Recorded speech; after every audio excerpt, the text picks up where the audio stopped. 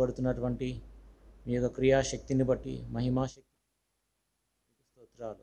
ప్రభా, మీరు మమ్మలను కూడా తండ్రి క్రీస్తుతో పాటు మృతుల్లోని లేపి మమ్మలను క్రీస్తుతో కూడా కూర్చుండబెట్టినందుకై మీకు స్తోత్రాలు. మీరు మాకు ఉచితంగా అనుగ్రహించినటువంటి నిత్యమైనటువంటి రక్షణ ప్రభా, మరి గొప్ప రక్షణను బట్టి మీకు స్తోత్రాలు చెల్లించుకుంటున్నాం.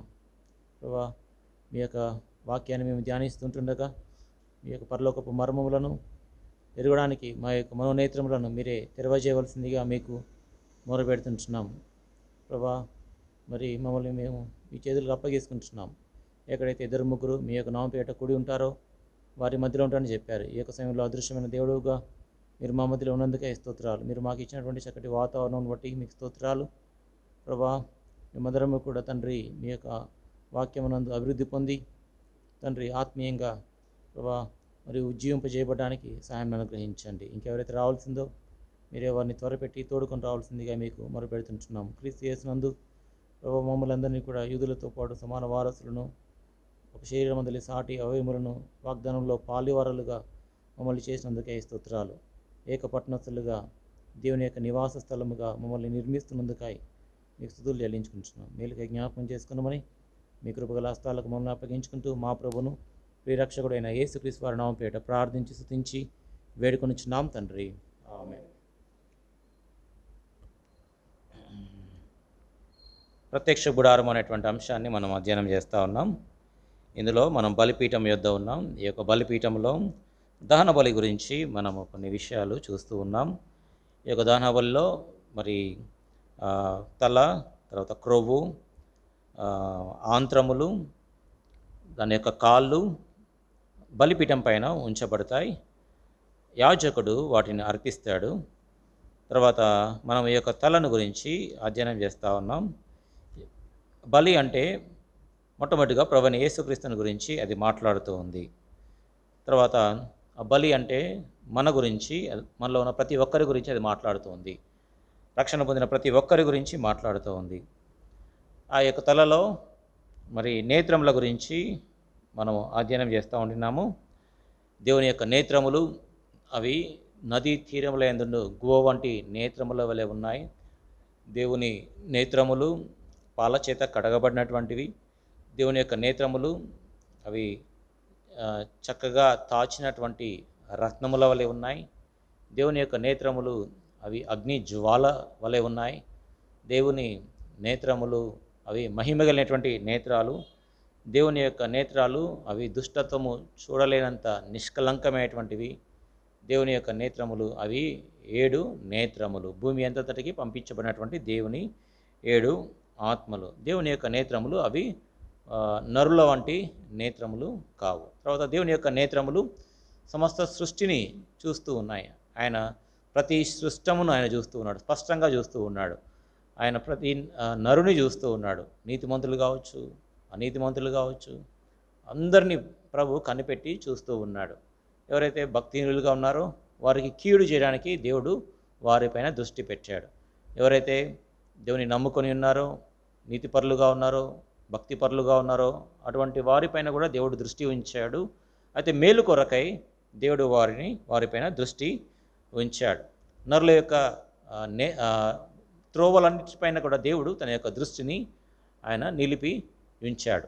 తర్వాత మన యొక్క నేత్రములు ఏ విధంగా ఉన్నాయో కూడా మనం చూసాం. మన యొక్క నేత్రములు పాపము మానలేనటువంటి నేత్రములుగా ఉంటున్నాయి. గ్రుడ్డితనముతో నింపబడి ఉన్నాయి. చెడినటువంటి నేత్రాలు, దూలము నలుసుతో నింపబడినటువంటి నేత్రాలు, ఆ యొక్క నేత్రములు చెడ్డ కండ్లు, వ్యభిచారపు కండ్లు. ఈ విధంగా మన యొక్క నేత్రములు గతంలో రక్షణ పొందక పూర్వము మన యొక్క నేత్రములు మనం కలిగి ఉన్నాం. తర్వాత రక్షణ పొందిన తర్వాత దేవుడు మన యొక్క నేత్రములను గువ్వ వంటి నేత్రములుగా చేశాడు. తర్వాత ఆ యొక్క నేత్రములతో మనము నిబంధన చేయబద్ధులమై ఉన్నాము. ఎల్లప్పుడూ మన యొక్క నేత్రములు దేవుని పైన మనము గురిగా ఉంచాలి.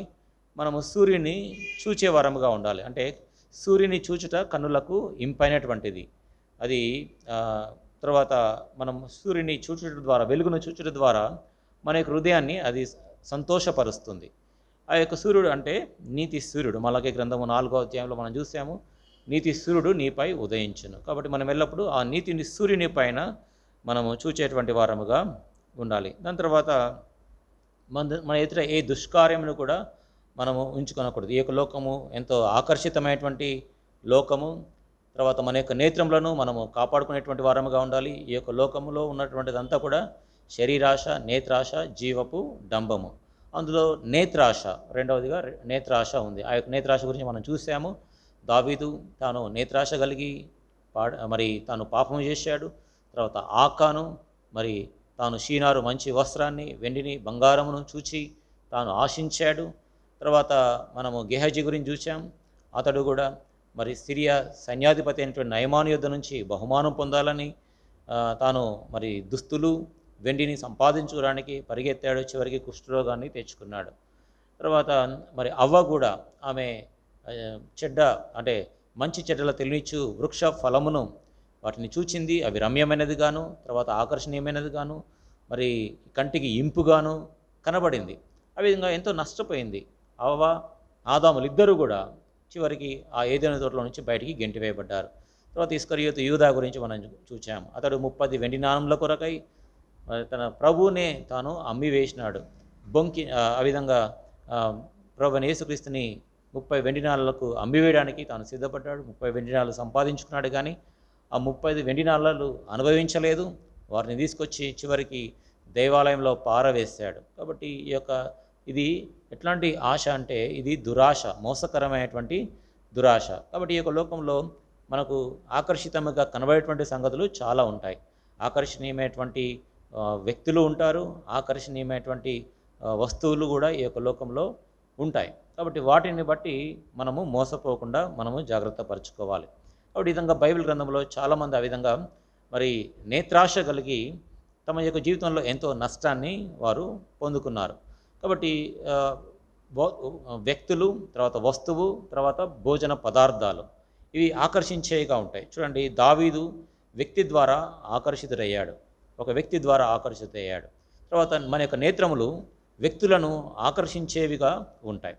తర్వాత అవ్వ మరి తినవద్దన్నటువంటి ఆ యొక్క పండును తినింది. అంటే తినేటువంటి ఆహార పదార్థాలు కూడా కొన్ని అపవిత్రమైనటువంటివి కూడా ఉంటాయి. వాటి విషయమే మనము బహు జాగ్రత్త కలిగి ఉండాలి. వస్తువులు ఆకాను విషయం కావచ్చు, గెహజీ విషయం కావచ్చు, మనం చూడవచ్చు. అతడు మంచి దుస్తులను, షీనారు వస్త్రములను, తర్వాత వెండిని, బంగారమును, ఈ వెండి బంగారము దుస్తులు ఇవి ఆకర్షించేటువంటివి. కాబట్టి ఇట్లాంటి నేత్రాశ మరి దేవునికి వైరమైనటువంటిది. ఇది లోకంలో ఉన్నటువంటిది. కాబట్టి ఈ యొక్క దుష్కార్యాన్ని మన ఎదుట ఉంచుకోకుండా మనము జాగ్రత్త పడాలి. తర్వాత మనము మన కళ్ళను దేవునికి సమర్పించుకోవాలంటే దేవుడు ప్రభువైన యేసుక్రీస్తు మన కొరకై తాను కన్నీరు గార్చాడు. మన కొరకై ఆయన కన్నీరు విడిచాడు. మహారోదనముతో మన కొరకై ఆయన దుఃఖించాడు. యెరూషలేం విషయమై ఆయన ఏడ్చాడు. మరి కోడి తన రెక్కల క్రింద తన పిల్లలను చేర్చుకున్నట్లుగా అనేక పర్యాయములు ఇశ్రాయేల్ ప్రజలను, యూదులను చేర్చుకోవడానికి ప్రయత్నం చేశాడు. కానీ వారు ఏమాత్రం కూడా వినలేక తమ యొక్క హృదయంలో కఠినపరుచుకున్నటువంటి వారుగా ఉండినాడు. అందును బట్టి ప్రభువైన యేసుక్రీస్తు వారి విషయమై బహుగా దుఃఖించాడు, ఏడ్చాడు. ఆ గెత్సెమనే వనములో సైతము ప్రభువైన యేసుక్రీస్తు మన కొరకై ఆయన అంటాడు, నా ప్రాణము మరణమగినంతగా దుఃఖములో మునిగి ఉన్నది అని అంటాడు. ఆయన చింతాక్రాంతులవుటకును, దుఃఖాక్రాంతులవుటకును బహు వేదన పడ్డాడు. కాబట్టి ఆ రాత్రి వేళల్లో ప్రభువైన యేసుక్రీస్తు మనలో ఉన్న ప్రతి ఒక్కరి కొరకై ఆయన బహుగా కన్నీరు విడిచాడు. లాజరు తాను చనిపోయిన తర్వాత 4 దినాలు మరి సమాధిలో ఉంచబడ్డాడు. అక్కడ రాయబడింది యేసు కన్నీరు విడిచెను అనేటువంటి మాట రాయబడింది. ఈ విధంగా ప్రభువైన యేసుక్రీస్తు ఆయన మన కొరకై కన్నీరు కార్చాడు. తర్వాత మనము అపొస్తలుడైన పౌలు గురించి మనం చూసాం. అతడు కూడా మరి పత్రికల్లో చూస్తే తాను కూడా మరి సంఘస్థుల విషయమై వారి యొక్క రక్షణార్థమై ప్రత్యేకంగా మరి యూదులు, ఇశ్రాయేల్ ప్రజలు, తమ సొంత ప్రజలు రక్షణ పొందాలి అని తాను ఏడ్చి వారి గురించి ప్రార్థన చేసేటువంటి వాడు. మనం చూసాము ఫిలిప్పీ పత్రిక 3వ అధ్యాయంలో వీరిని గూర్చి అనేకులు సిలువకు శత్రువులుగా నడుచుకొంటున్నారు, వీరిని గూర్చి మీతో అనేక పర్యాయములు చెప్పి ఇప్పుడు ఏడ్చుచూ చెప్పుచున్నాను, నాశనమే వారి అంతము, వారి కడుపే వారి దేవుడు, వారు తాము సిగ్గుపడవలసిన వాటి యందు అతిశయపడుచున్నారు, భూ సంబంధమైన వాటి యందే మనసు ఉంచుచున్నారు. కాబట్టి నాశనమే వారి అంతం. కాబట్టి ఎవరైతే సిలువకు శత్రువులుగా నడుచుకుంటున్నారో, ఎవరైతే రక్షణ పొందకుండా ఉన్నారో, మారు మనసు పొందకుండా ఉన్నారో, వారి యొక్క పాపముల విషయమే పశ్చాత్తాపడకుండా ఉన్నారో అటువంటి వారందరికీ కూడా నాశనము కలగబోతూ ఉంది. కాబట్టి ఈ యొక్క నాశనాన్ని తాను చూసినటువంటి వాడుగా ఉన్నాడు కనుక తాను వారి విషయమై బహుగా దుఃఖించాడు. తర్వాత మనం చూసాము బహుశా అపొస్తలుల కార్యములు 20వ అధ్యాయంలో ఎఫెసీ సంఘ పెద్దలను తాను పిలిపించి వారి గురించి మాట్లాడతాడు. మీ మధ్యలో నేను 3 సంవత్సరాలు రాత్రింబగళ్ళు కన్నీరు విడిచి ప్రతి వాని విషయమై బుద్ధి చెప్పుతూ ప్రార్థన చేశానంటాడు. కాబట్టి రాత్రింబగళ్ళు అవసరమైన పౌలు ఆ విధంగా కన్నీరు విడిచి ప్రతి ఒక్కరి విషయమై తాను ప్రార్థన చేసేటువంటి వాడు. ప్రతి ఒక్కరి విషయమై పట్టింపు బాధ్యత తాను కలిగి ఉండేటువంటి వాడు. కాబట్టి నాయకులైనటువంటి వారికి, సంఘ పెద్దలకు, మరి ప్రాముఖ్యంగా విశ్వాసులైనటువంటి వారికి, పరిచారకులకు గురుతరమైనటువంటి బాధ్యత. ఎవరైతే సంఘానికి వస్తూ ఉంటారో నూతనంగా వచ్చేటువంటి వారి విషయమై వారిని పరామర్శించి మరి వారి గురించి ప్రార్థన చేయాలి. వారు ఎటువంటి సమస్యలు ఉన్నారు, వీళ్ళైతే వారిని దర్శించడము, ఇళ్లను దర్శించడము, ఇట్లాంటివన్నీ కూడా చేయాలి. కారణం ఏంటంటే మరి పరిచారకులైతేనేమి, సంఘ పెద్దలైతేనేమి, నాయకులైనటువంటి వారు ఒక దినమున సంఘంలో ఉన్న ప్రతి ఒక్కరి విషయమై వారు దేవునికి లెక్క ఒప్పగించవలసినటువంటి వారు. అయితే విశ్వాసులైతే వారు తమ జీవితం గురించి వ్యక్తిగతంగా దేవునికి లెక్క అప్పగించాలి. అయితే నాయకులైనటువంటి వారు ప్రతి ఒక్కరి విషయమై, సంఘం అంతటి విషయమై, ప్రతి ఒక్కరి విషయమై మరి లెక్క అప్పగించవలసినటువంటి వారు. ఇంకా ఎవరైనా రక్షణ పొందకపోతే, మరి ఎవరైనా మరి దుష్టత్వంలో జీవిస్తూ ఉంటే, పాపంలో జీవిస్తూ ఉంటే మరి వారిని హెచ్చరించడము, మరి ఎవరైనా బలహీనులుగా ఉండి వారు మరి నాశనం వైపుగా వెళుతూ ఉన్నప్పుడు వారిని ప్రోత్సాహపరచడం, వారిని పరామర్శించడం, వారిని ప్రోత్సహించడము, ఎవరైనా పాపంలో పడిపోయి ఉంటే వారిని ఏదో మరి తిట్టడము, గద్దించడము కాదు, కానీ వారిని హెచ్చరించాలి. తర్వాత వారిని ప్రేమతో వారిని తిరిగి మరి రక్షణలోనికి నడిపించేటువంటి వారుగా ఉండాలి. ఎందుకంటే వారి విషయమై మరి లెక్క అప్పగించవలసినటువంటి వారం. వీటన్నిటి గురించి మనము పోయిన వారము చూసాము. ఈ యొక్క దినమున మనము ఆ తలలో ఉన్నటువంటి చెవుల గురించి మనం చూస్తాం. ఇయర్స్. దేవుడు ఆయన మనకు చెవులను అనుగ్రహించాడు. ఆ యొక్క తలలో మెదడు ఉంది. ఆ యొక్క మెదడును బట్టి మనము దేవుని యొక్క వాక్యాన్ని మనము కంఠస్థం చేయాలి, ధ్యానించాలి. నేత్రములను కూడా మనము ప్రభువునకు అప్పగించాలి. తర్వాత మన యొక్క చెవులు, ప్రభు మనకు చెవులను అనుగ్రహించాడు. ఈ యొక్క చెవులను దేవుడే చేశాడు. కాబట్టి ఈ యొక్క చెవులు ఆయనే మన కొరకై ఆయన నిర్మించాడు. చూడండి, సామెతల గ్రంథము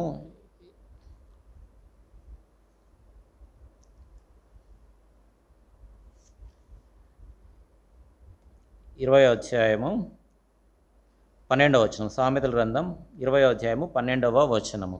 వినగల చెవి, చూడగల కన్ను, ఈ రెండును యెహోవా కలుగజేసినవే. కాబట్టి కంటిని దేవుడే చేశాడు, చెవిని కూడా దేవుడే చేశాడు. కాబట్టి కళ్ళను మనం దేవునికి సమర్పించవలసిన వారము. మన కళ్ళు గువ్వ వంటి కళ్ళుగా ఉండాలి, నిబంధన చేయాలి, దుష్కార్యం ఉంచుకొనకూడదు. మరి రక్షణ పొందినటువంటి వారి విషయమై కన్నీరు విడిచాలి. ప్రాముఖ్యంగా రక్షణ పొందినటువంటి మన కుటుంబస్తుల విషయమై మనం పట్టింపు కలిగి ప్రార్థన చేయాలి. అయితే వినగల చెవి, ఈ చెవిని కూడా, ఈ రెండింటిని దేవుడే ఆయన చేశాడు. తర్వాత కీర్తనలు గ్రంథంలో కూడా ఇదే మనం చూడగలం. దేవుడే ఈ యొక్క చెవులను కలుగజేశాడు. 94వ కీర్తన, కీర్తనలు 94 9వ వచనము. 94వ కీర్తన 9వ వచనము. చెవులను కలగజేసిన వాడు వినకుండున, కంటిని నిర్మించిన వాడు కానకుండున. చెవులను కలగజేసిన వాడు వినకుండున. కాబట్టి దేవుడు మన యొక్క ప్రార్థనను ఆలకించేటువంటి వాడు. కాబట్టి ప్రభువైన యేసుక్రీస్తు మనకు మాదిరి. ఆయన గెత్సెమనే వనంలో ప్రార్థన చేశాడు. సువార్తల్లో పలు పర్యాయంలో చూస్తే ప్రభువైన యేసుక్రీస్తు రాత్రంతా కూడా మరి ఒలివల కొండపైన ఉండి ఆయన ప్రార్థనలో గడిపినట్లుగా మనము చూడగలం. రాత్రంతా ప్రార్థన చేసి తర్వాత ఉదయకాలంలో కొండ దిగి వచ్చి ఆయన సువార్త ప్రకటించేటువంటి వాడు. ఆ విధంగా ప్రభువైన యేసుక్రీస్తు మనకు మాదిరికరమైనటువంటి వాడు. ఆయన ప్రార్థన చేశాడు. పరలోకపు తండ్రి తన యొక్క ప్రార్థన ఆలకించాడు. అందును బట్టి దేవునికి ఆయన తండ్రికి మహిమ చెల్లించాడు. అనేక సందర్భాలు ఉన్నాయి. ఉదాహరణకి యోహాను సువార్త 17వ అధ్యాయంలో ఈ యొక్క అధ్యాయం అంతా కూడా ప్రభువైన యేసుక్రీస్తు చేసినటువంటి ప్రార్థన గురించి మనం చూడగలం. పరలోకపు తండ్రికి తాను ప్రార్థన చేశాడు. ఈ యొక్క అధ్యాయం అంతా కూడా ప్రభువైన యేసుక్రీస్తు ప్రార్థన చేశాడు. ఈ విధంగా ప్రభువైన యేసుక్రీస్తు మనకు మాదిరికరముగా ఉన్నాడు. ప్రభువైన యేసుక్రీస్తు ప్రార్థన చేసినప్పుడు పరలోకపు తండ్రి తన యొక్క ప్రార్థనలన్నింటినీ కూడా ఆలకించాడు. కాబట్టి మనము కూడా దేవునికి ప్రార్థన చేయవలసినటువంటి వారము. కాబట్టి దేవుడు మన యొక్క ప్రార్థనలు వినేటువంటి వాడు. ఆయన చెవులను చేసినటువంటి వాడు వినకుండునా. కాబట్టి మన ప్రార్థనలు ఆయన ఆలకించేటువంటి వాడు.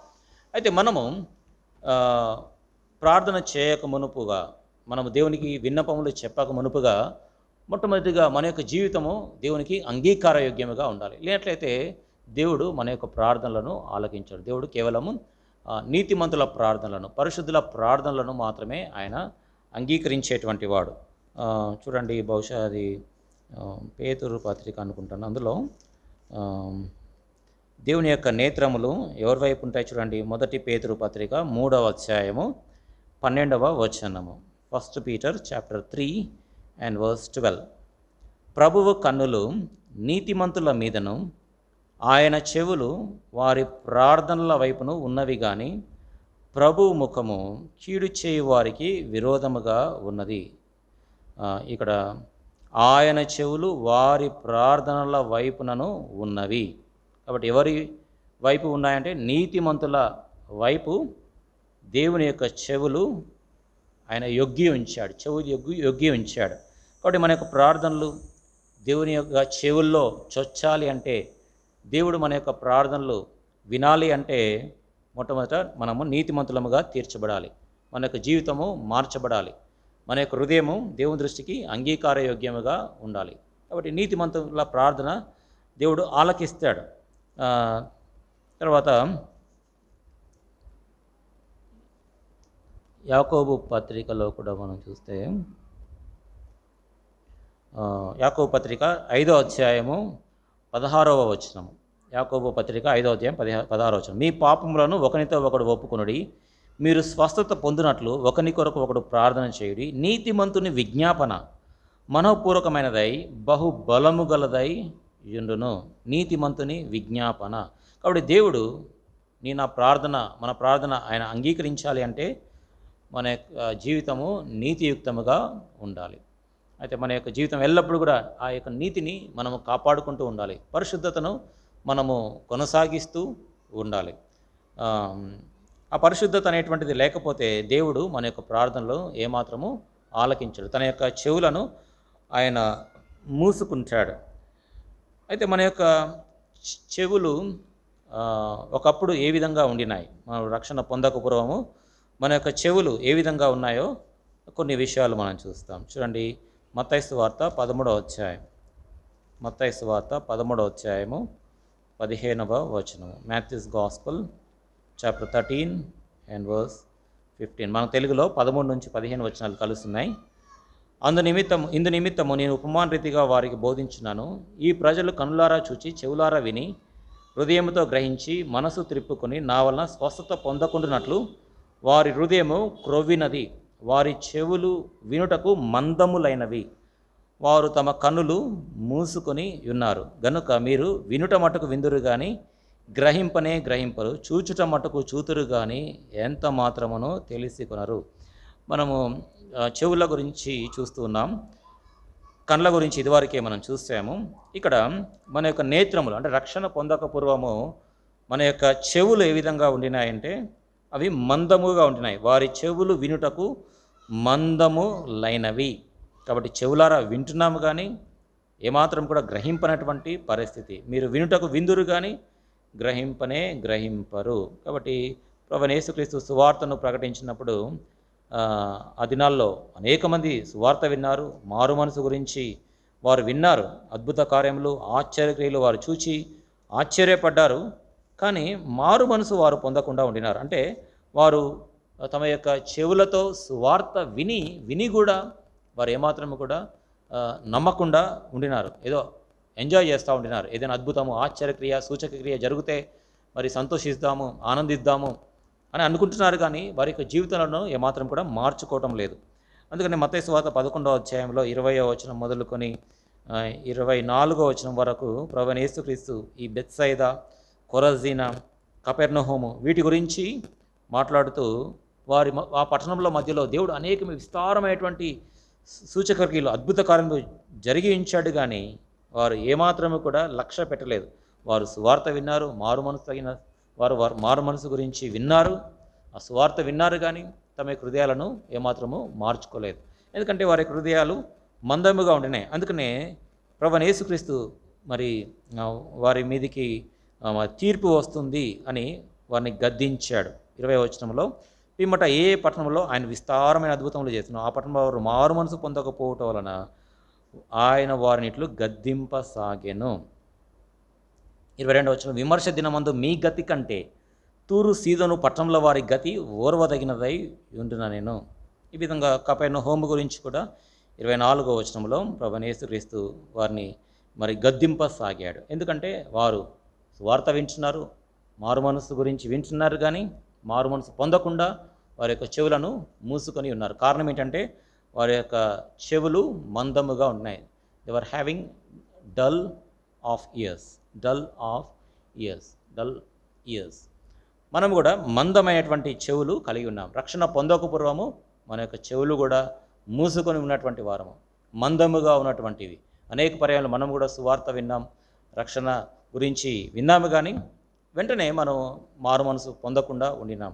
తర్వాత ప్రభు మన యొక్క నేత్రములను తెరిచాడు. తర్వాత మన యొక్క నేత్రములు, మన యొక్క చెవులు ఏ విధంగా ఉండినాయంటే అవి సున్నతి పొందకుండా ఉండినాయి, సున్నతి లేనటువంటివిగా ఉండినాయి. చూడండి, అపోస్తలుల కార్యములు 7వ అధ్యాయము 51వ వచనం. అపోస్తలుల కార్యములు 7వ అధ్యాయం, acts of the అపోజల్స్ chapter 7 and verse 51. మనకు తెలుగులో ఆ యొక్క సున్నతి అనేటువంటి మాట రాయబడలేదు, కానీ తర్వాత కింద రాయబడింది. చూడండి, acts of the అపోజల్స్ chapter 7 and verse 51.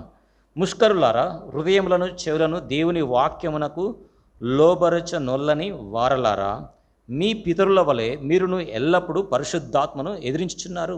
చూడండి, ఇక్కడ హృదయములను చెవులను దేవుని వాక్యమునకు లోబరచ నొల్లని వారలారా. ఇంగ్లీష్లో అన్సర్కంసైజ్డ్ ఇయర్స్ అండ్ హార్ట్స్. అంటే ఈ యొక్క సున్నతి అనేటువంటిది అది హృదయానికి చెవులకు సంబంధించినటువంటిది. ఏదో భౌతికపరమైనటువంటి సున్నతి కాదు, కానీ రక్షణ పొందినటువంటి మనము చేతులతో చేయబడినటువంటి సున్నతి మనం పొందాం. కొలస్సీ పత్రిక బహుశా మరి 2వ అధ్యాయం అనుకుంటున్నాను. అందులో క్రీస్తునందు ప్రాచీన స్వభావం అంటే శరీర సంబంధమైనటువంటి స్వభావమును విసర్జించి క్రీస్తును ఆయన యందు చేతులతో చేయబడని సున్నతి మనం పొంది ఉంటిమి. చూడండి, కొలస్సీ పత్రిక 2వ అధ్యాయము 11వ వచనము. Colossians chapter 2 and verse 11. మీరును క్రీస్తు సున్నతి యందు శరీరేచ్ఛలతో కూడిన స్వభావమును విసర్జించి ఆయన యందు చేతులతో చేయబడని సున్నతి పొందితిరి. ఇది చేతులతో చేయబడినటువంటి సున్నతి, క్రీస్తునందు చేయబడినటువంటి సున్నతి. ఇట్లాంటి సున్నతిని మనం కలిగి ఉన్నాం. సున్నతి అంటే అది హృదయ సంబంధమైనటువంటిది, మరి చెవులకు చేయబడినటువంటి సున్నతి అంటే హృదయంలో మారు మనసు, దేవునికి లోబడుట, అది సున్నతి గురించి మాట్లాడుతూ ఉంది. కాబట్టి ఇది చేతులతో చేయబడినటువంటి సున్నతి మనం పొందాం. తర్వాత మనము అదే అపోస్తలుల కార్యములు 7వ అధ్యాయంలో 7వ అధ్యాయం 51వ వచనం మనం చూసినటువంటి విధానంలో అది ఆ వచనంలో 1 రాసి కింద రాయబడింది. మూల భాషలో వంచని మెడగల వారలారా, హృదయముల యందును చెవుల యందును సున్నతి పొందని వారలారా. ఇంగ్లీష్లో అయితే డైరెక్ట్గా అన్సర్కంసైజ్డ్ ఇయర్స్ అనేటువంటిది మనం చూస్తాం. చెవుల యందును సున్నతి పొందినటువంటి వారము. కాబట్టి మొట్టమొదటిగా మనము మన చెవులు మందముగా ఉన్నటువంటివి, రెండోదిగా సున్నతి పొందినటువంటి చెవులు మనము కలిగి ఉంటిమి. తర్వాత మనం ఇంకా ఎట్లాంటి చెవులను మనం కలిగి ఉండినాం. చూడండి, 2వ తిమోతి పత్రిక, తిమోతికి రాసిన 2వ పత్రిక 4వ అధ్యాయము 3వ వచనము. 2 తిమోతి చాప్టర్ 4 and verse 3. ఎందుకనగా జనులు హితబోధను సహింపక దురద చెవులు గలవారై తమ స్వకీయ దురాశలకు అనుకూలమైన బోధకులను తమ కొరకు పోగు చేసుకుని. చూడండి, నేటి దినాల్లో కూడా ఇదే జరుగుతూ ఉంది. చాలా భయంకరమైనటువంటి పరిస్థితి. ఏదో కథలు వినడానికి, లేకపోతే ఏదో ఎంటర్టైన్మెంట్ కొరకు, ఏదో మరి వినోదము కొరకు, ఏదో ఆనందము కొరకు తమకు ఇష్టమైనటువంటి బోధకులను పిలిపించుకునేటువంటి వారు మరి లోకంలో చాలామంది ఉన్నారు. అనేక డినామినేషన్స్లో ఇది జరుగుతూ ఉంటుంది. అంటే ఇతరులను జోకులేసి మరి ఎంటర్టైన్ చేసి వారిని నవ్వించేటువంటి బోధకులను నేటి దినాల్లో కోరుతూ ఉన్నారు. ఎవరైతే కథలు చెప్తూ ఉంటారో, కొంతమంది కొన్ని సంబంధాలు లేనటువంటి కథలు అంటే కల్పితమైనటువంటి కల్పనా కథలు చెప్తూ ఉంటారు, కల్పించి చెప్తూ ఉంటారు. ఉన్నటువంటి వాస్తవాలు చెప్తే బాగానే ఉంటుంది. వార్తాపత్రికలో చాలా ప్రాక్టికల్ ఎగ్జాంపుల్స్ ఉంటాయి, వాటి గురించి చెప్తే బాగానే ఉంటుంది. కానీ కొంతమంది కల్పించి, అంటే లేనటువంటి వాటిని ఊహించి ఆ యొక్క వాటిలో పేర్లు కూడా పెట్టి కొన్ని కల్పించి కల్పనా కథలు చెప్పేటువంటి వారు ఉంటారు. దాని గురించి బహుశా మరి కల్పనా కథలు అనేటువంటిది ఇక్కడ somewhere it is there, I think maybe first Peter or second Peter.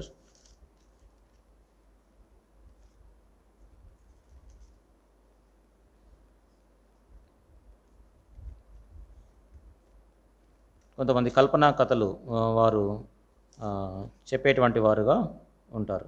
వాటిని కొంతమంది అనుసరిస్తూ ఉంటారు కల్పనా కథలు. somewhere it is there maybe. Right, 4వ వచనంలో ఉంది చూడండి. ఇదే 2 తిమోతి 4వ అధ్యాయం 4వ వచనంలో, సత్యమునకు చెవి నీయక కల్పనా కథల వైపునకు తిరుగు కాలము వచ్చును. కల్పనా కథల వైపు అంటే కల్పించి కొంతమంది కథలు అల్లుతూ ఉంటారు వాక్యంలో, చాలా దుఃఖకరం. ఆ విధంగా కొంతమంది మరి ప్రవర్తించేటువంటి వారుగా ఉంటారు. కాబట్టి అటువంటి బోధకులను తమ కొరకు వారు పిలిపించుకుంటారు. అంటే దురద చెవులు, అంటే దేవుని యొక్క వాక్యాన్ని ఉన్నదన్నట్టుగా వినడం ఇష్టం ఉండదు. ఆ విధంగా చెప్తే వారికి ఇష్టం ఉండదు. ఎవరైనా గద్దిస్తే, మరి సంఘ పెద్దలు కానీ దైవ సేవకులు కానీ బౌద్ధులైనటువంటి వారు మరి పాపం చేస్తున్నప్పుడు, తప్పు జరుగుతున్నప్పుడు గద్దించినప్పుడు వారికి ఏమాత్రం కూడా ఇష్టం ఉండదు. ఏంటంటే వారికి ఎప్పుడు కూడా వారికి అనుకూలమైనటువంటి తిట్టకుండా, గద్దించకుండా, వారికి ఇష్టమైన వారు తప్పు చేసినా కానీ, పాపం చేసినా కానీ, అక్రమంగా ప్రవర్తిస్తున్నా కానీ వారికి గద్దించకుండా వారికి అనుకూలమైనటువంటి మాటలు పలకాలని ఇష్టపడుతూ ఉంటారు. అటువంటి బోధకులను చాలామంది కోరుతూ ఉంటారు. అయితే పాత నిబంధనలో కానీ క్రొత్త నిబంధనలో కానీ ఆ విధంగా జరగలేదు.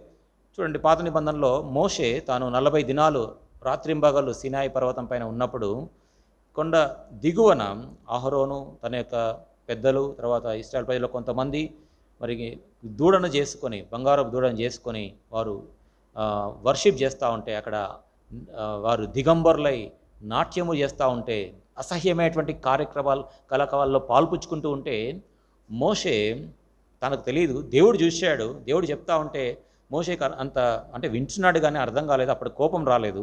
అయితే మోషే కొండ దిగి వచ్చిన తర్వాత ఎంత భయంకరమైనటువంటి కోపం వచ్చిందంటే అంత భయంకరమైనటువంటి కోపం వచ్చింది. ఎంత కోపం అంటే దేవుడు రాసి ఇచ్చినటువంటి రాతి పలకలను తీసి నేలకేసి కొట్టేశాడు. అంత కోపం. కారణం ఏంటంటే దేవుని యొక్క ప్రజలు పాపం చేస్తూ ఉంటే ఆయన ఏమాత్రం కూడా తట్టుకోలేకపోయాడు. ఇట్లాంటి దైవ సేవకులు, ఇట్లాంటి సంఘ పెద్దలు, నాయకులు, పరిచారకులు సంఘానికి ఎంతైనా అవసరమై ఉన్నారు. కాబట్టి తప్పు జరుగుతూ ఉన్నప్పుడు హెచ్చరించాలి, వారిని గద్దించాలి, తర్వాత వారిని తిరిగి ప్రేమించాలి. ఎందుకంటే సాయంకాలం వరకు కోపపడు కానీ పాపము చేయకుడి, సాయంకాలం వరకు మీ కోపము నిలిచి ఉండకూడదు, అపవాదికి చోటు ఇవ్వకుడి. కాబట్టి కోపపడాలి, దేవుని యొక్క వాక్యం అనుమతిస్తుంది.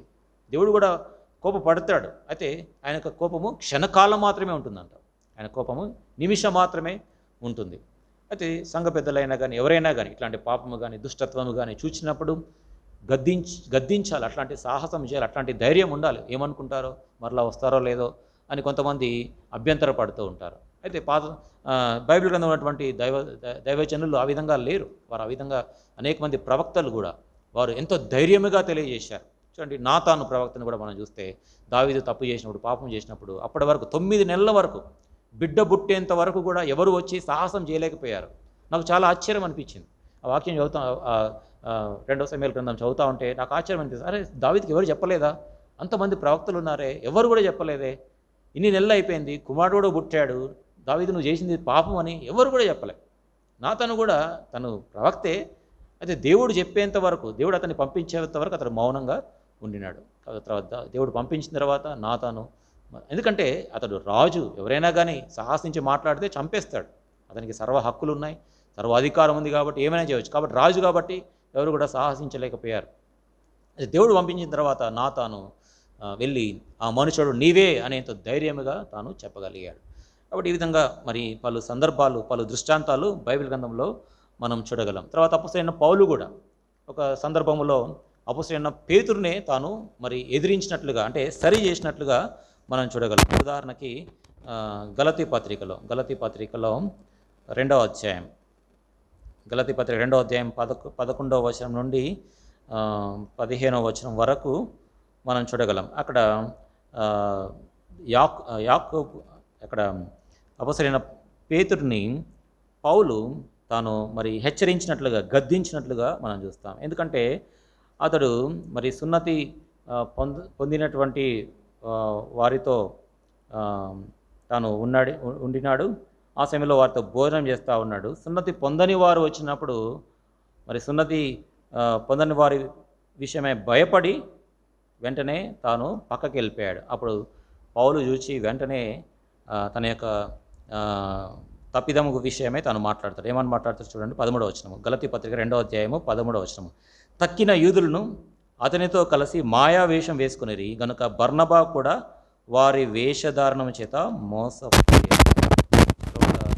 14వ వచనం, వారు స్వార్థ సత్యము చొప్పున క్రమముగా నడుచుకుని పోవట చూచి నేను చూసినప్పుడు అందరి ఎదుట కేఫాతో నేను చెప్పినదేమనగా, నీవు యూదులవై ఉండి యూదుల వలె కాక అన్యజనుల వలనే ప్రవర్తించుచుండగా అన్యజనులు యూదుల వలె ప్రవర్తింపవాలని ఎందుకు బలవంతము చేయుచున. ఇక్కడ అపొస్తలుడైన పేతురునే పౌలు తాను గద్దించవలసి వచ్చింది.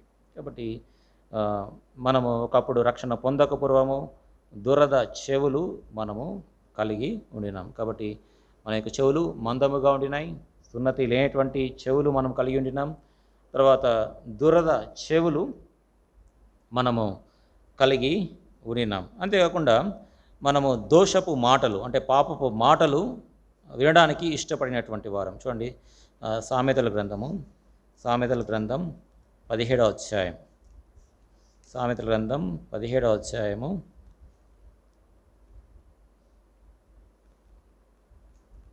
4వ వచనం. సామెతలు 17వ అధ్యాయము 4వ వచనం, చెడు నడవడి గలవాడు దోషపు మాటలు వినును. దోషపు మాటలు వినును. కాబట్టి దోషపు మాటలు అంటే పాపపు మాటలు, అంటే మురికి మాటలు మనము గతంలో రక్షణ పొందకపూర్వము విన్నటువంటి వారము, దోషపు మాటలు. తర్వాత మన యొక్క చెవులు ఇంకా ఏ విధంగా ఉండినాయంటే చూడండి, సామెతలు 28వ అధ్యాయము, సామెతలు 28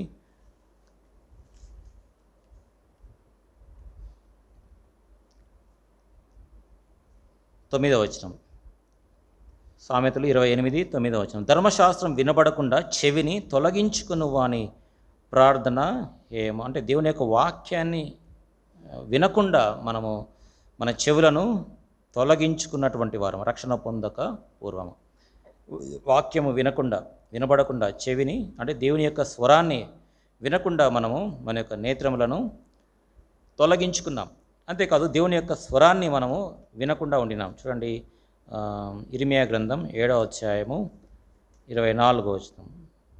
ఇర్మియా గ్రంథం 7వ అధ్యాయము 24వ వచనం. జెర్మయా చాప్టర్ 7 and verse 24. అయితే వారు వినకపోయిరి, చెవి యొగ్గక యుండిరి. కాబట్టి దేవుడు మనతో కూడా పలు పర్యాయంలో మాట్లాడినప్పుడు మనం కూడా వినకపోయాం, చెవి యొగ్గక ఉండినాం. కాబట్టి ఆ దినాల్లో ఇశ్రాయేల్ ప్రజలు, ఇర్మియా తాను జీవించినటువంటి కాలంలో ఆయన దాదాపు 40 కంటే ఎక్కువ సంవత్సరాలు పరిచర్య చేశాడు. ఆ దినాల్లో తాను ఒంటరిగా సేవ చేస్తూ ఉండినాడు. అయితే ప్రజలు మాత్రము ఏమాత్రము మారు మనసు పొందకుండా తిరగకుండా ఉండినారు. ఎంతో తిరుగుబాటు చేసినారు. 1 సంవత్సరంగా 2 సంవత్సరాలు కాదు, ఏకంగా 40 కంటే ఎక్కువ సంవత్సరాలు తాను సువార్త ప్రకటించాడు, దేవుని యొక్క వాక్యాన్ని ప్రకటించాడు, దేవుని యొక్క స్వరాన్ని వారికి వినిపింపజేశాడు. అయితే వారు మాత్రము వినకపోయారు, చెవి యొగ్గకుండినారు.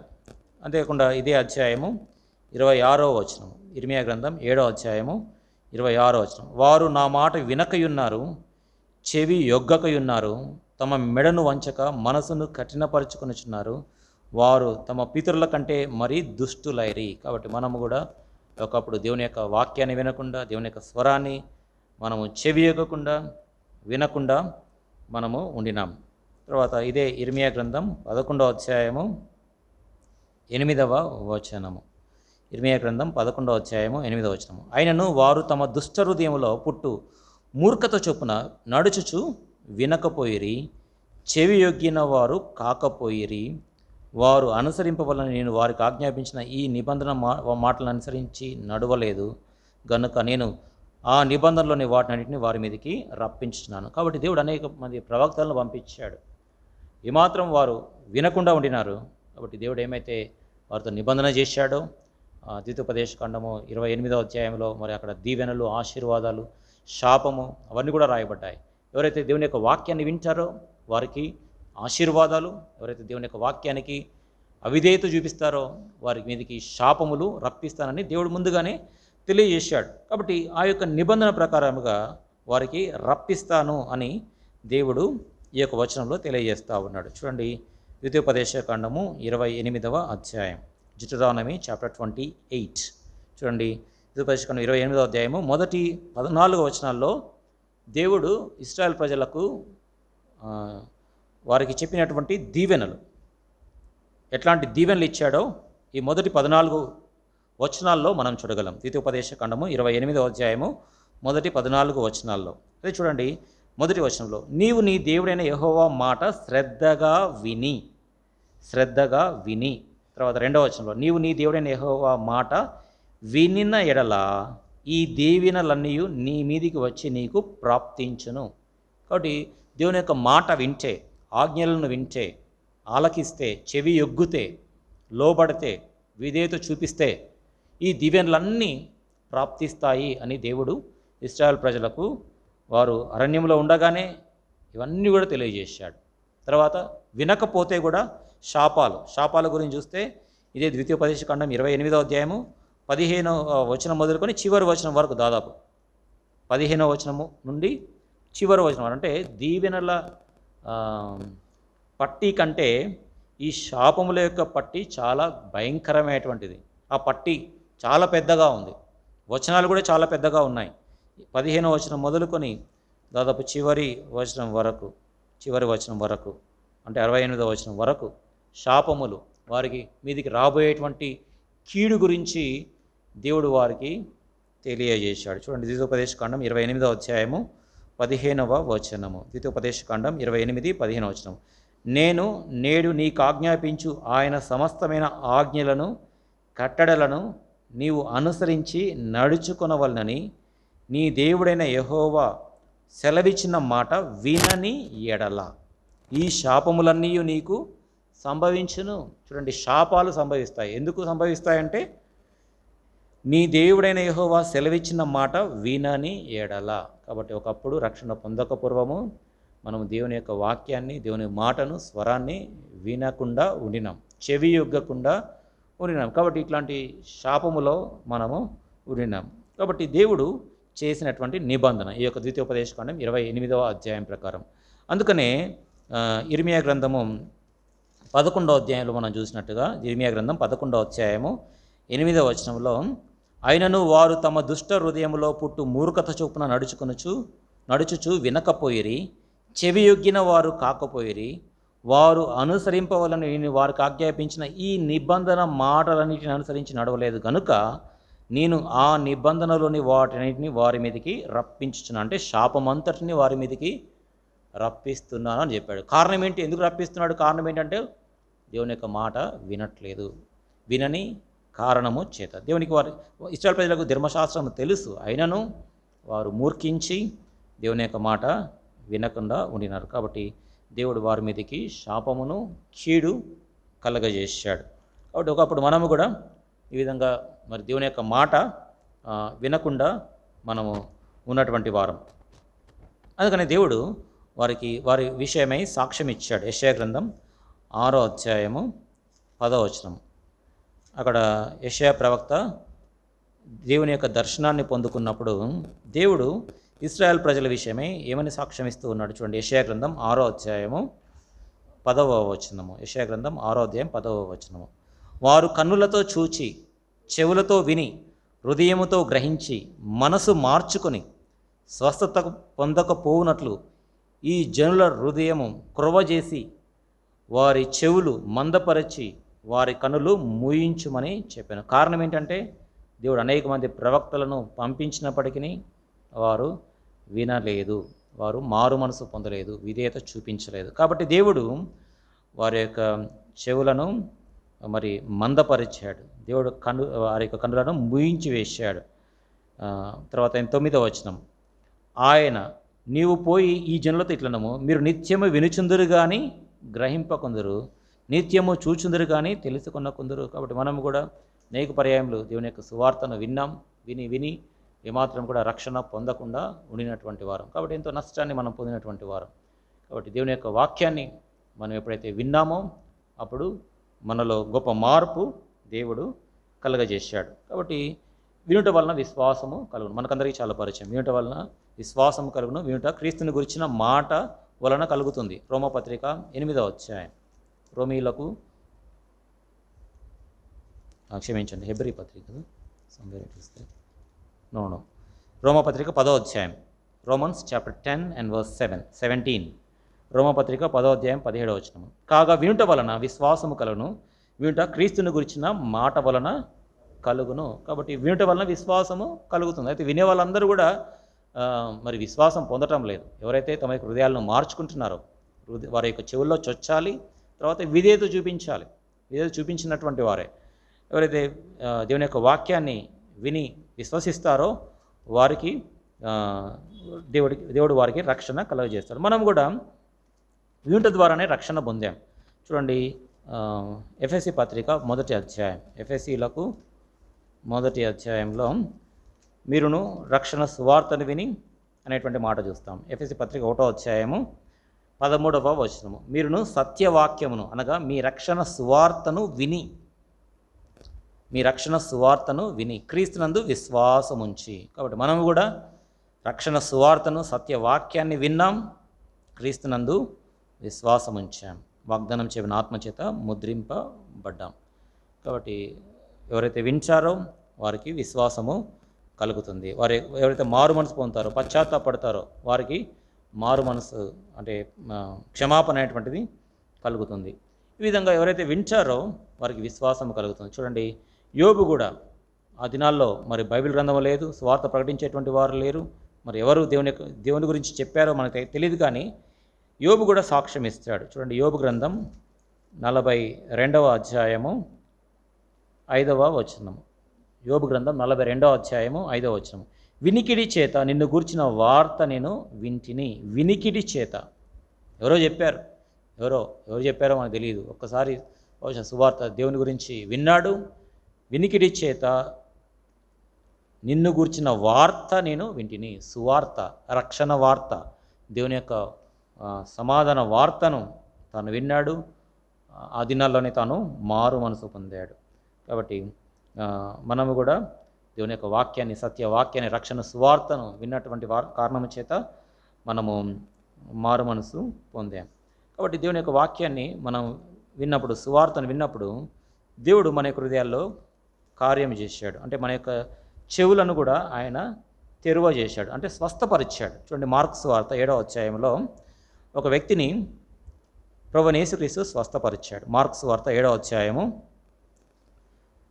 31 నుండి చివరి వరకు ఒక వ్యక్తి గురించి. అతడు చెవుడు గల నత్తి గలవాడు. మార్కు సువార్త 7వ అధ్యాయము 32వ వచనం, అప్పుడు వారు చెవుడు గల నత్తి వాని ఒకని ఆయన యొద్దకు తోడుకొని వచ్చి వాని మీద చెయ్యి ఉంచమని ఆయనను వేడుకొనిరి. అతనికి చెవుడుంది, తర్వాత నత్తి కూడా ఉంది, మాట్లాడలేడు, ఏమాత్రం వినపడదు. మనము కూడా ఒకప్పుడు ఇట్లాంటి చెవిటితనం కలిగి ఉన్నటువంటి వారం, చెవులు మందముగా ఉండినాయి, సున్నతి లేనటువంటి వారం, ఏమాత్రం కూడా దేవుని యొక్క వాక్యాన్ని వినకుండా ఉండినాం. అయితే ఎప్పుడైతే సువార్త విన్నామో ప్రభు ఈ చెవుడు గల నత్తి గల వ్యక్తిని ఏ విధంగా స్వస్థపరిచాడో ఆయన మనల్ని కూడా స్వస్థపరిచాడు. ప్రభువైన యేసుక్రీస్తు ఈ యొక్క వ్యక్తిని స్వస్థపరిచాడు. కాబట్టి అతడు ఏం చేశాడు చూడండి, 35వ వచనం, అంతటా వాని చెవులు తెరవబడెను. ఈ సందర్భం మనకందరికీ బాగా పరిచయమే. అంతటా వాని చెవులు తెరవబడెను. కాబట్టి ప్రభువైన యేసుక్రీస్తు చెవిటి వాని యొక్క చెవులను తాను తెరవజేశాడు. కాబట్టి మన యొక్క చెవులను కూడా ఆయన తెరవజేశాడు. ఆత్మ సంబంధమైనటువంటి చెవులు, ఇది భౌతికపరమైనటువంటి చెవులు ప్రతి ఒక్కరూ కలిగి ఉన్నారు, కానీ ఆత్మ సంబంధమైనటువంటి చెవులను తెరవజేయాలి. ప్రభువే తెరవజేయాలి. లేనట్లయితే ఏదో భౌతికపరమైనటువంటి చెవులు ఉన్నంత మాత్రాన మనం దేవునికి విధేయత చూపించలేము. అందుకనే ప్రభువైన యేసుక్రీస్తు వార్తల్లోనూ తర్వాత ప్రకటన గ్రంథంలో కూడా పలు పర్యాయములు చెవి గలవాడు వినుగాక, అంటే చెవులు లేవనా? అందరికీ ఉన్నాయి చెవులు, భౌతికపరమైనటువంటి చెవులు ఉన్నాయి. అయితే చెవి గలవాడు అంటే ఆత్మ సంబంధమైనటువంటి చెవులు. చూడండి, యోహాను సువార్త 2వ అధ్యాయము 7వ వచనము. ఈ విధంగా పలు సందర్భాల్లో ఉన్నాయి. ఉదాహరణకి ప్రకటన గ్రంథం 2వ అధ్యాయము 7వ వచనం, చెవి గలవాడు ఆత్మ సంగములతో చెప్పుచున్న మాట వినుగాక.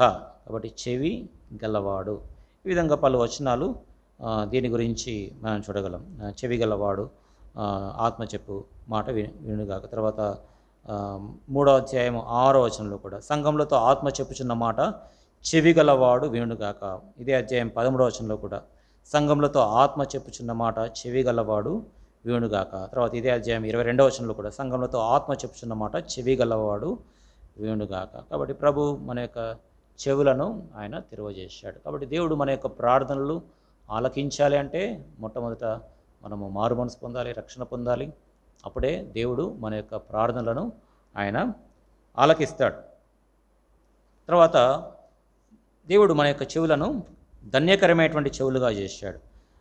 చూడండి, మత్తయి సువార్త 13వ అధ్యాయం, మాథ్యూస్ గాస్పల్ అండ్ చాప్టర్ 13, మత్తయి సువార్త 13వ అధ్యాయము 16వ వచనము. మత్తయి సువార్త 13వ అధ్యాయము 16వ వచనము.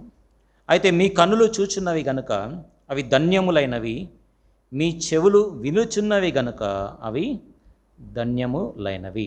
మీ చెవులు వినుచున్నవి గనుక. కాబట్టి మన యొక్క ఆత్మీయ చెవులు ఆయన తెరవజేశాడు, స్వస్థపరిచాడు. ఇప్పుడు మనం దేవుని యొక్క స్వరాన్ని వినగలుగుతున్నాము కాబట్టి మన యొక్క చెవులు ధన్యములై ఉన్నాయి. కాబట్టి మన యొక్క చెవులు గతంలో రక్షణ పొందకపూర్వము ఏ విధంగా ఉండినాయో మనం చూసాము. తర్వాత మన యొక్క చెవులు రక్షణ పొందిన తర్వాత ఏ విధంగా ఉన్నాయో మనం చూసాం. తర్వాత అందుకనే మన యొక్క చెవులను ప్రభునకు మనం సమర్పించుకోవాలి. అంటే మనం చెవి యొగ్గి ఉండాలి. నిర్గమాకాండం 15వ అధ్యాయం, నిర్గమాకాండం 15వ అధ్యాయము 26వ వచనం. నిర్గమాకాండం 15:26, నిర్గమాకాండం 15:26వ వచనము.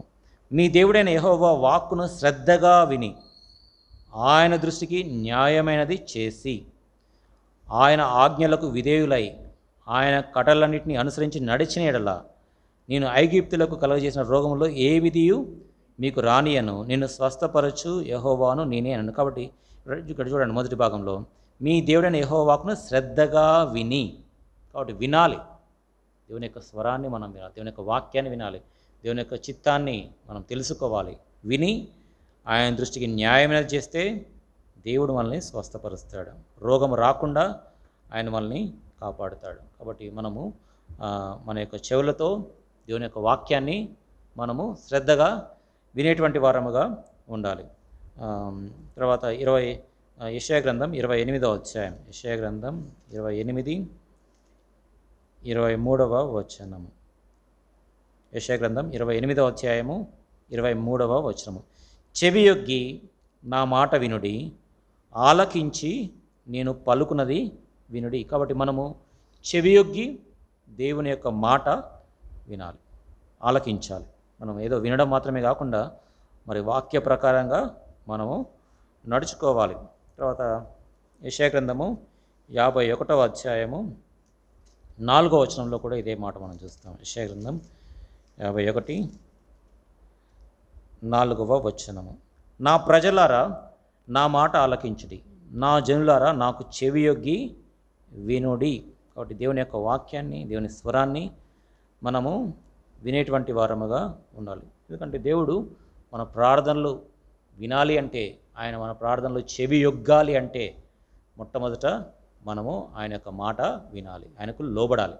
ఆయన మాట ఏదో విని వదిలేయడం కాదు, కానీ విని ఆ వాక్య ప్రకారంగా మనం నడుచుకోవాలి. చూడండి, యాకోబు పత్రిక 1వ అధ్యాయంలో యాకోబు అంటాడు. చూడండి, యాకోబు 1:22వ వచనము. యాకోబు 1:22, 23 వచనం. మీరు వినువారు మాత్రమే మై ఉండి మిమ్మును మీరు మోసపుచ్చుకొనకుండా వాక్య ప్రకారము ప్రవర్తించు వారునై యుండుడి. కాబట్టి చాలామంది వింటారు, వాక్యం వింటారు. ప్రభువైన యేసుక్రీస్తు వార్త ప్రకటించినప్పుడు కూడా చాలామంది విన్నారు. అయితే వారికి అందరికీ రక్షణ దొరకలేదు. అపొస్తలుడైన పౌలు కూడా సువార్త ప్రకటించాడు. అపొస్తలుల కార్యంలో మనం చూస్తే, పత్రికల్లో చూస్తే ఆయన ఎట్లా సువార్త ప్రకటించాడో మనం చూడగలం. అయితే విన్న వారందరూ కూడా 100 పాళ్ళు ఎవ్వరు రక్షణ పొందలే. వారిలో కొద్ది శేషం వారు విశ్వసించారు. కారణం ఏంటంటే వారు విని వాక్య ప్రకారము ప్రవర్తించారు. కాబట్టి మనం వాక్యాన్ని వినడం మాత్రమే కాదు, కానీ మనం వాక్య ప్రకారంగా ప్రవర్తించాలి. తర్వాత 23వ వచనం, ఎవడైనను వాక్యమును వినువాడై ఉండి దాని ప్రకారము ప్రవర్తింపని వాడైతే వాడు అద్దములో తన సహజముఖము చూచుకొని మనిషిని పోలి ఉన్నాడు. కాబట్టి వాక్యము వినాలి, దాని ప్రకారంగా ప్రవర్తించాలి. అద్దం మనకు చూపిస్తుంది, మన యొక్క నిజ స్వరూపాన్ని చూపిస్తుంది, మరకలను చూపిస్తుంది. ఆ విధంగా మనము దాన్ని తగ్గట్టుగా సరి చేసుకోవాలి. కాబట్టి వాక్యం విన్న తర్వాత వాక్యాన్ని మనము తప్పనిసరిగా పాటించాలి, వాక్య ప్రకారము ప్రవర్తించాలి. అయితే ప్రభువైన యేసుక్రీస్తు కూడా ఎన్నో సంవత్సరాలు సువార్త ప్రకటించాడు. అయితే వారిలో అనేకులు రక్షణ పొందలేదు, మారు మనసు పొందలేదు. ఎందుకంటే వినటం వలన విశ్వాసం కలుగుతుంది, అది వాస్తవమే. అయితే విన్న తర్వాత వాక్య ప్రకారంగా ప్రవర్తించాలి, విధేయత చూపించాలి, లోబడాలి, అప్పగించుకోవాలి. అప్పుడే రక్షణ కలుగుతుంది. కాబట్టి మనము మన యొక్క చెవులను ప్రభునకు సమర్పించాలి. ప్రభువైన యేసుక్రీస్తు ఆయన కూడా మన కొరకు ప్రార్థన చేశాడు. పరలోకపు తండ్రి తన యొక్క ప్రార్థన ఆలకించాడు. అదే రీతిగా మనము కూడా దేవునికి ప్రార్థన చేయాలి. మన ప్రార్థన దేవునికి వినపడాలి అంటే, దేవుడు మన యొక్క ప్రార్థన చెవియొగ్గాలి అంటే, ఆలకించాలి అంటే, మొట్టమొదట మనము మన యొక్క చెవులతో దేవుని యొక్క వాక్యాన్ని శ్రద్ధగా వినాలి, చెవియొగ్గాలి, వాక్య ప్రకారంగా ప్రవర్తించాలి. కాబట్టి బలిపీఠం పైన ఉన్నటువంటి ఆ యొక్క తలలో ఉన్నటువంటి మెదడు గురించి, తర్వాత నేత్రముల గురించి, చెవుల గురించి మనం చూస్తాం. కాబట్టి చెవులతో దేవుని యొక్క వాక్యాన్ని మనము వినాలి. కాబట్టి వినుచున్న మీ చెవులు ధన్యములై ఉన్నవి. కాబట్టి మన యొక్క చెవులను ప్రభు చెవులను ఆయన స్వస్థపరిచాడు. అందుకనే ఆత్మ సంఘములతో చెప్పుచున్న మాట చెవిగలవాడు వేణుగాక. కాబట్టి ఆత్మ సంబంధమైన చెవులను ప్రభు మనకు అనుగ్రహించాడు.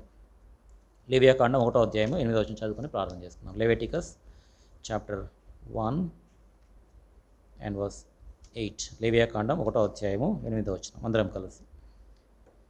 అప్పుడు యాజకులైన అహరోను కుమారులు ఆ అవయవములను, తలను, క్రొవ్వును బలిపీఠం మీదున్న అగ్ని మీది కట్టెలపైని చక్కగా పేర్చవలెను. దేవుడి యొక్క వాక్యాన్ని దీవించడం ప్రార్థన చేసుకున్నాం.